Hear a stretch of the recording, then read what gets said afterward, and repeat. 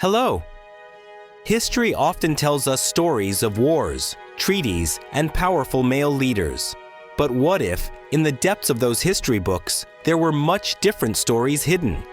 What if the people on the throne lived lives guided by their hearts, with loves that went against tradition? Today, we're going to explore historical and current queer rulers and leaders. If you're ready, let's dive into our time machine.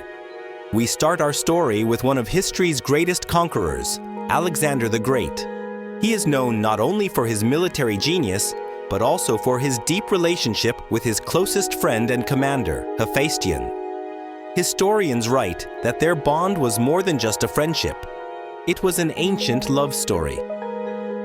Hephaestion's untimely death devastated Alexander, leaving him in mourning for months.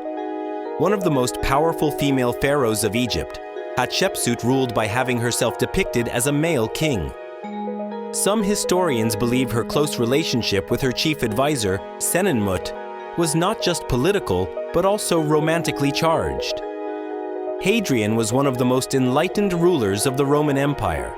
After the death of his young lover, Antinous, he was so grief-stricken that he had him deified. He had statues of Antinous erected and temples built in his name all across the Roman Empire. This controversial emperor of ancient Rome is rumored to have identified as a woman and sought out doctors for gender-affirming surgery. This alone shows how complex the concepts of power and identity could be, even in ancient Rome. In 14th century England, Edward II's deep attachment to his childhood friend and lover, Piers Gaveston, caused a major crisis among the nobles. This relationship became a primary cause of the political turmoil in the kingdom and led to the king's tragic end. In 16th century Japan, the powerful shogun Oda Nobunaga, who sought to unify the country, was deeply devoted to his closest friend and personal bodyguard, Mori Ranmaru. This relationship shows that same-sex bonds could exist in the lives of powerful leaders even during Japan's feudal period. Known as the Philosopher King, the King of Prussia, Frederick the Great, stayed away from women and spent his time with close male friends. His relationship with Hans Hermann von Katte ended tragically with Katte's execution for treason, deeply affecting the king. As the first openly gay elected official in the United States, Harvey Milk fought for LGBTQ+ rights in 1970's San Francisco. Although he was assassinated just 1 year later, his legacy continues to inspire the fight for hope and equality today. After those dark periods in history, today, openly LGBTQ+ leaders can reach the highest offices.